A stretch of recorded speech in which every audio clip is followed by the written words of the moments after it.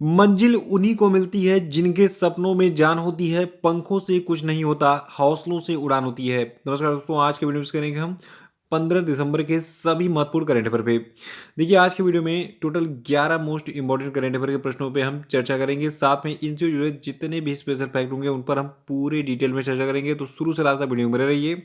और इस वीडियो को पूरा देखने के बाद आप इसकी पीडीएफ फाइल जो है उसको भी डाउनलोड कर सकते हैं नीचे डिस्क्रिप्शन बॉक्स में, और हमारे टेलीग्राम चैनल में दोनों जगहों पे आपको इस वीडियो के पीडीएफ लिंक मिल जाएगी। देखिए, पुराना वाला जो चैनल है उस पर मैंने पढ़ाना बंद कर दिया है। अब इसी चैनल पे आपको सारे कंटेंट मिलेंगे, तो इसीलिए चैनल को सब्सक्राइब करके बेल आइकन प्रेस कर दीजिए ताकि आने वाले सभी वीडियोस के नोटिफिकेशन आपको ऑटोमेटिक मिल जाए। और वीडियो को लाइक और शेयर कर दीजिएगा और कमेंट जरूर कीजिएगा कि आपको ये वीडियो कैसा लगा। तो चलिए शुरू करते हैं इस वीडियो को। देखिए, आज का हमारा पहला प्रश्न है कि राष्ट्रीय ऊर्जा संरक्षण दिवस कब मनाया जाता है। तो देखिए, राष्ट्रीय ऊर्जा संरक्षण दिवस को हम 14 दिसंबर को हर साल मनाते हैं। और राष्ट्रीय ऊर्जा संरक्षण दिवस को अंग्रेजी में हम नेशनल एनर्जी कंजर्वेशन डे कहते हैं। देखिए, भारत में हर साल 1991 से ये दिवस मनाया जा रहा है, यानी कि पहली बार 1991 में राष्ट्रीय ऊर्जा संरक्षण दिवस मनाया गया था। और ये दिन ऊर्जा के संरक्षण के बारे में जागरूकता बढ़ाने के लिए मनाया जाता है। अगला प्रश्न है कि ग्लोबल हेल्थ सिक्योरिटी इंडेक्स 2021 में भारत किस स्थान पर है। देखिए, अभी हाल ही में ग्लोबल हेल्थ सिक्योरिटी इंडेक्स जारी किया गया और इसमें भारत 66वें स्थान पर है। देखिए, किसी भी सूचकांक की सबसे खास बात क्या होती है कि उसमें पहले स्थान पर कौन सा देश है और उसमें जो है आखिरी स्थान पर कौन सा देश है, और भारत की रैंकिंग स्पेशली जो है आपको याद करनी होती है। तो देखिए, भारत जो है कुल 195 देशों के इस ग्लोबल हेल्थ सिक्योरिटी इंडेक्स में किस स्थान पर है, 66वें स्थान पर। और इस सूचकांक में भारत 42.8 के स्कोर के साथ जो है किस स्थान पर है, 66वें स्थान पर है। देखिए, सवाल ये उठता है कि जो आपका ग्लोबल हेल्थ सिक्योरिटी इंडेक्स है इसमें पहले और आखिरी स्थान पर कौन है। तो देखिए, इस इंडेक्स में पहला स्थान पर आपका यूएसए है और इसका स्कोर रहा है 75.9, यानी कि 75.9 के स्कोर के साथ United state of America global health security index में पहले स्थान पर रहा।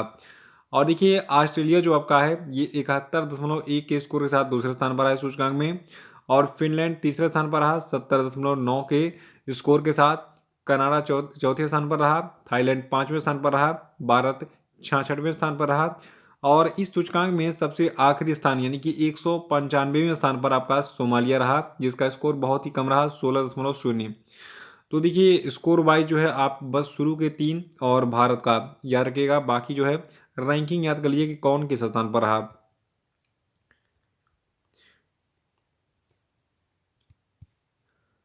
और तीसरा प्रश्न है कि दिसंबर 2021 में कौन सा देश श्रेणी बी राज्यों के तहत 2022-23 द्विवार्षिक के लिए अंतर्राष्ट्रीय समुद्री संगठन यानी कि जो आपका इंटरनेशनल मैरीटाइम ऑर्गेनाइजेशन है इसके परिषद के लिए फिर से चुना गया है। तो देखिए, भारत के लिए बहुत ही सम्मान की बात है कि भारत को फिर से जो है अंतर्राष्ट्रीय समुद्री संगठन परिषद के लिए चुना गया है। कब के लिए? श्रेणी बी राज्यों के तहत 2022 और 2023 द्विवार्षिक के लिए। देखिए, जो अंतर्राष्ट्रीय समुद्री संगठन है इसके बारे में 3 चीज़ें आपको याद रखनी है। पहला ये कि इसका मुख्यालय कहाँ पे है, यूनाइटेड किंगडम के लंदन में। और इसके संस्थापक आपके हैं संयुक्त राष्ट्र, यानी कि यूनाइटेड नेशंस ने इसकी स्थापना की थी। कब की थी? 17 मार्च 1948 को। अगला प्रश्न है कि कौन सा देश 4.5 दिन का कार्य सप्ताह करने वाला दुनिया का पहला देश बन गया है। देखिए, सप्ताह में टोटल आपके कितने दिन होते हैं? 7 दिन होते हैं। और वैसे तो पूरे मतलब दुनिया में क्या चलता है कि 6 दिन जो है कार्य दिवस होता है, और सप्ताह का जो वीकेंड होता है यानी कि संडे होता है, ठीक है। तो संडे को जो है होता है छुट्टी, यानी कि हॉलीडे होता है। तो पूरी दुनिया में बहुत सारे ऐसे देश हैं जहाँ पर संडे को हॉलीडे होता है, जैसे भारत में होता है। लेकिन एक अनोखा काम किया है यूनाइटेड अरब अमीरात की सरकार ने। इसने अनाउंस किया है कि हमारा जो कार्य सप्ताह होगा ये केवल 4.5 दिन का होगा। भारत में तो 6 दिन का है, बहुत सारे देशों में 6 दिन का ही है, केवल संडे को छुट्टी रहती है। लेकिन यूनाइटेड अरब अमीरात में यानी कि संयुक्त अरब अमीरात में अब जो है केवल 4.5 दिन का कार्य सप्ताह होगा। आइए इस न्यूज़ को थोड़ा सा डिटेल में हम जान लेते हैं।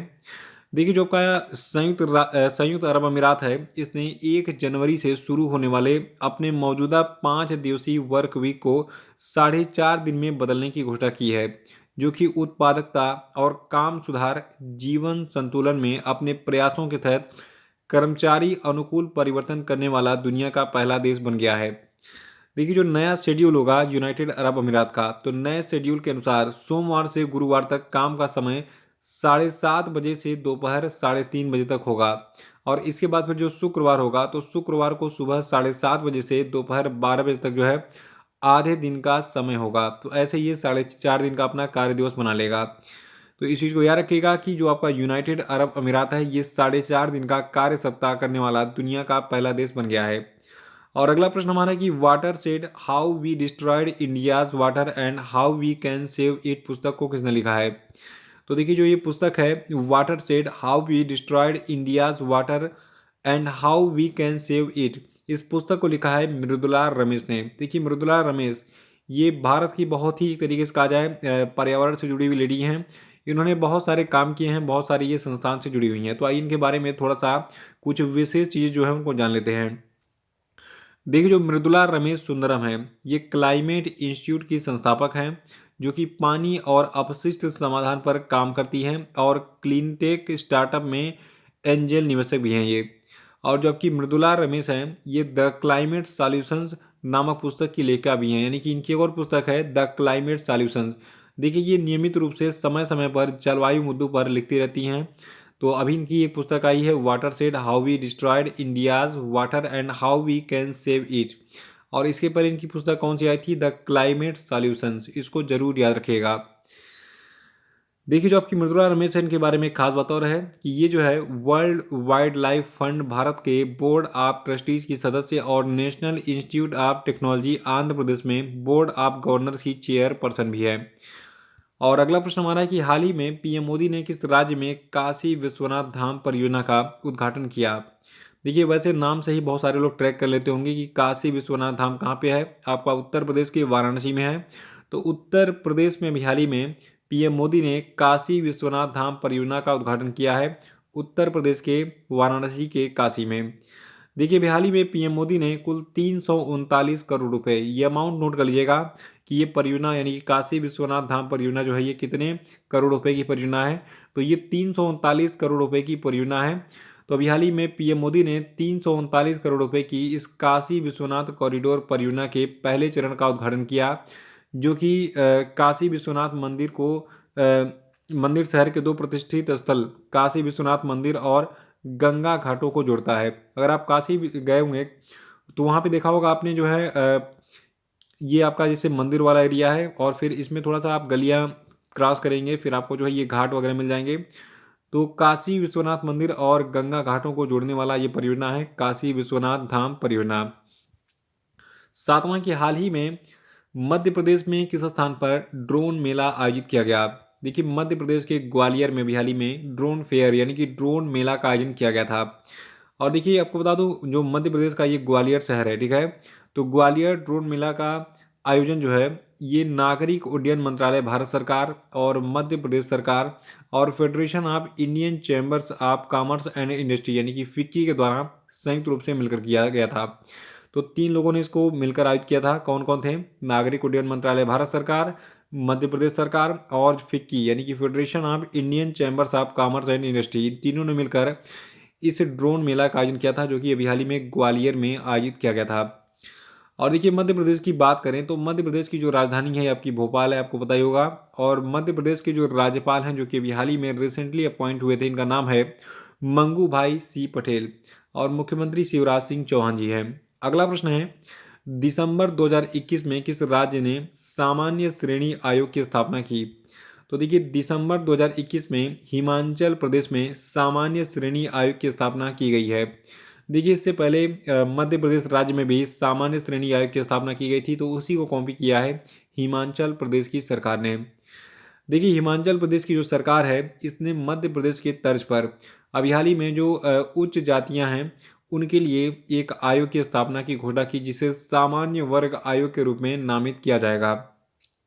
इस आयोग को 3 महीने के समय में एक विधायी अधिनियम के माध्यम से औपचारिक रूप दिया जाएगा। देखिए हिमाचल प्रदेश में एक अनुसूचित जाति आयोग पहले से ही काम कर रहा है और इसकी अध्यक्षता शिमला के पूर्व सांसद वीरेंद्र कश्यप कर रहे हैं। और अब जो है बन गया है हिमाचल प्रदेश में क्या? सामान्य वर्ग आयोग। अब देखते हैं इसके अध्यक्ष कौन बनते हैं। अगर कोई बनेगा तो मैं आपको अपडेट दे दूंगा।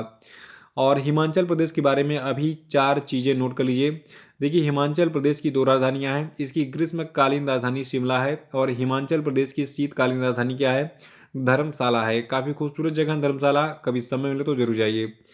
और देखिए हिमाचल प्रदेश के जो राज्यपाल हैं इनका नाम है राजेंद्र अर्लेकर और मुख्यमंत्री हैं जयराम ठाकुर जी।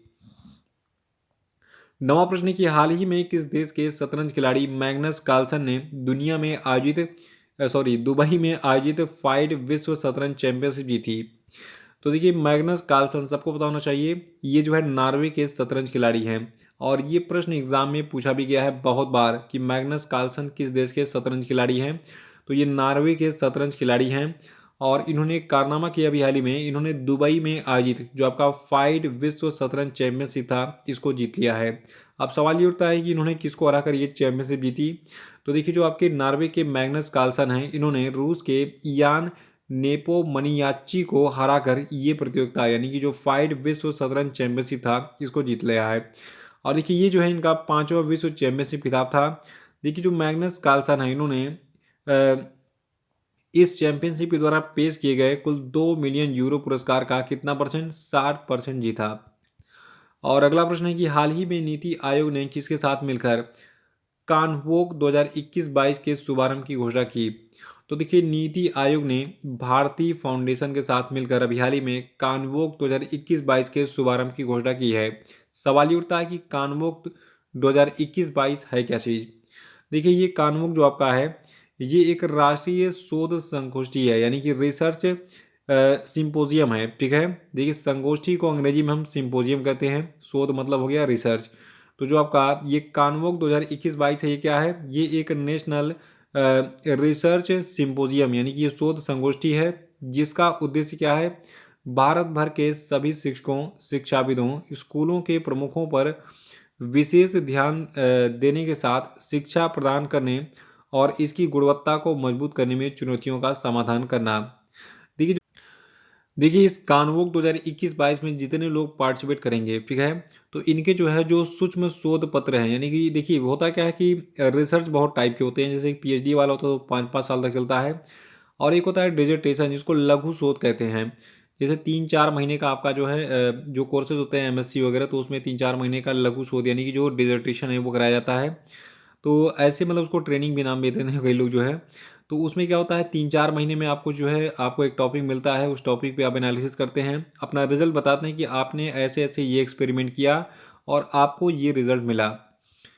देखिए होता क्या है कि पीएचडी अगर आप करते हैं तो उसमें अगर आप कोई भी मान लीजिए प्रैक्टिकल कर रहे हैं, कोई भी शोध कर रहे हैं तो आपको उसका रिजल्ट अगर नेगेटिव मिल रहा है, पॉजिटिव मिल रहा है, तो नेगेटिव हो या पॉजिटिव आपका दोनों रिजल्ट जो है माना जाता है और उसको पब्लिश कर दिया जाता है ताकि कोई अन्य व्यक्ति जो है वो काम करके फिर नेगेटिव रिजल्ट ना पाए, ठीक है।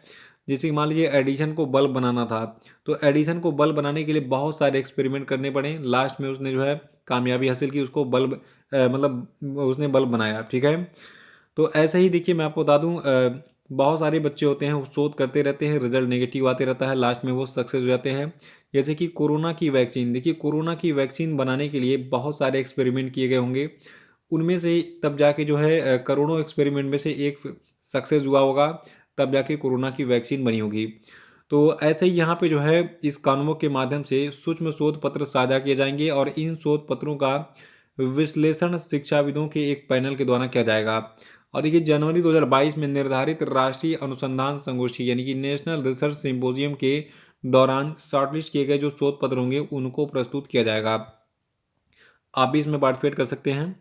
11वां प्रश्न कि हाल ही में किस बैंक को केंद्रीय इलेक्ट्रॉनिक्स और सूचना प्रौद्योगिकी मंत्रालय के द्वारा स्थापित 2 डिजिधन पुरस्कारों से सम्मानित किया गया है? तो देखिए ये बैंक आपका है कर्नाटक बैंक। याद रखिएगा कर्नाटक बैंक को केंद्रीय इलेक्ट्रॉनिक्स और सूचना प्रौद्योगिकी मंत्रालय के द्वारा स्थापित 2 डिजिधन पुरस्कारों से हाल ही में सम्मानित किया गया है। देखिए ये जो पुरस्कार हैं ये पुरस्कार कर्नाटक बैंक को नई दिल्ली में डिजिटल भुगतान उत्सव के दौरान किया गया।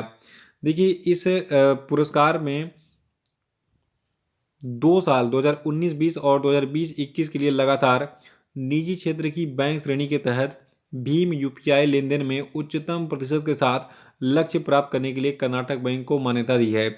देखिए, आपको पता होना चाहिए कि जो कर्नाटका बैंक है, ये प्राइवेट सेक्टर का बैंक है, ना कि सरकारी बैंक है, ठीक है? तो कर्नाटका बैंक क्या है? एक प्राइवेट सेक्टर का बैंक है।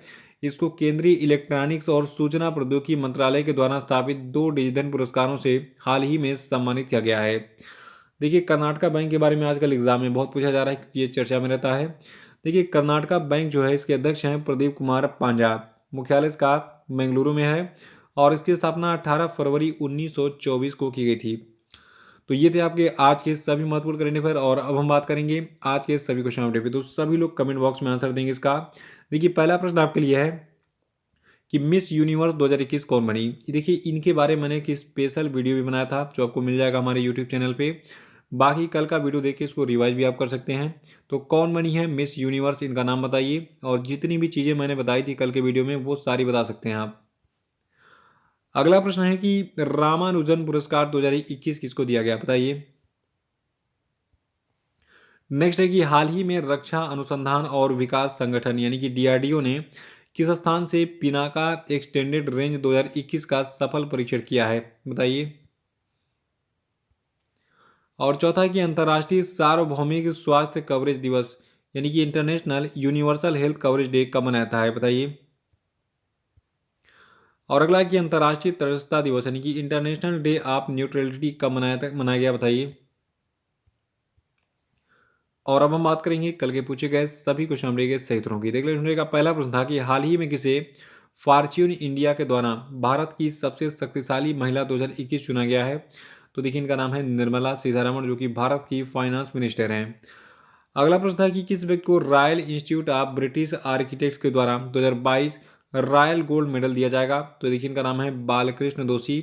और तीसरा था कि हाल ही में उत्तर प्रदेश के किस जिले से लगभग 10 किलोमीटर दूर मध्य गंगा बैराज से लगे हुए हैदरपुर वेटलैंड को 1971 के रामसर कन्वेंशन ऑन वेटलैंड्स के तहत मान्यता दी गई है? तो देखिए, ये उत्तर प्रदेश का शहर आपका जिला आपका है बिजनौर। और चौथा था कि हाल ही में भारतीय एयरटेल और invest India national investment promotion and facilitation agency ने संयुक्त रूप से किस समाधान को विकसित करने के लिए Airtel India startup innovation challenge launch किया है? तो देखिए, ये समाधान आपका है 5G। और पांचवा था कि हाल ही में किस राज्य में दूध मूल्य प्रोत्साहन योजना शुरू की गई है? तो ये राज्य आपका उत्तराखंड है।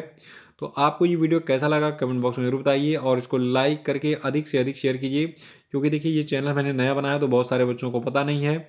उन तक ये वीडियो शेयर करके पहुंचा दिए, बताइए कि सर ने नया चैनल शुरू किया है और आप इससे जुड़ जाइए। तो मिलते हैं कल फिर। जय हिंद, जय भारत।